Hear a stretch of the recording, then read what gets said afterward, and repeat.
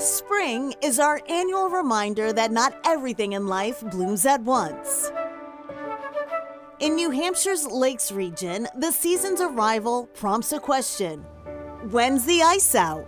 An ice out is a ritual that a lot of people in this area really look forward to. Lake Winnipesaukee has to be ice-free. It's the rites of spring. Pilot Dave Emerson owns Emerson Aviation in Guilford, founded by his father nearly 50 years ago. Every spring since 1979, Emerson has flown over Lake Winnipesaukee to check the ice melt.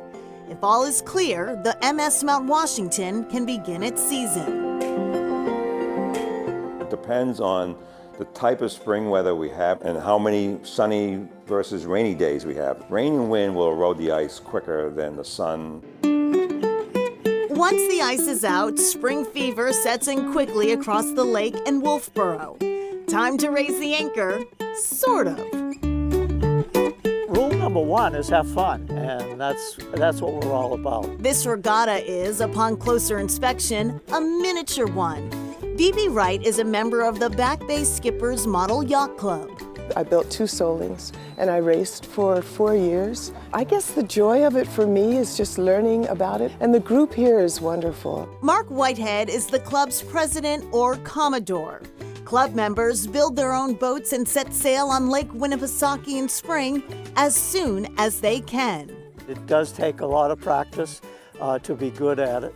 There's 30 classes of boats in the American Model Yacht Association. We sail 2 classes. We sail a Soling and a US 12. This controls the sails, and this controls the rudder. The goal? To race as fast as possible, of course. We have a championship at the end of the season, give out awards, and I'm usually 6th. But that's okay, he says. For Whitehead and his friends, small boats always make a big splash. Keeps us young, absolutely.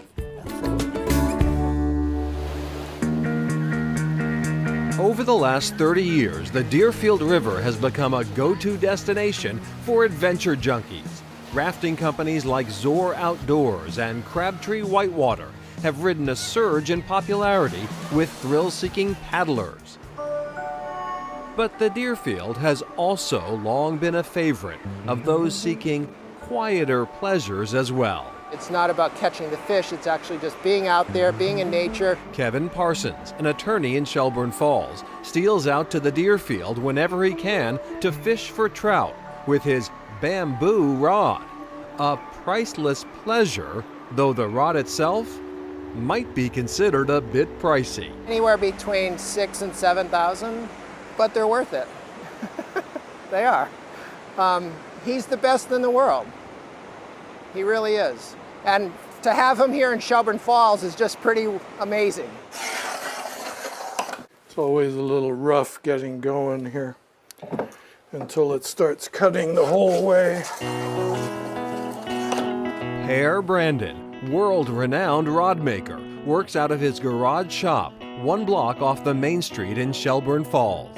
I fell in love with bamboo when I was in my 20s. I just thought they were so beautiful. For the last 40-plus years, Brandon has been refining his designs, an exquisite blend of art, intuition, and science. This strip, when it's final, wants to be 104 thousandths, so a little over 1/10 of an inch.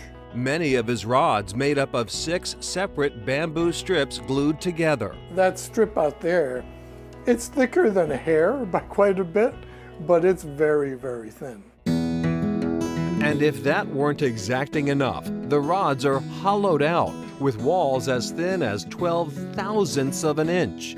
The whole process starts with stalks of raw bamboo, often referred to as cane. I would say most years I'll make 12 to 16 rods.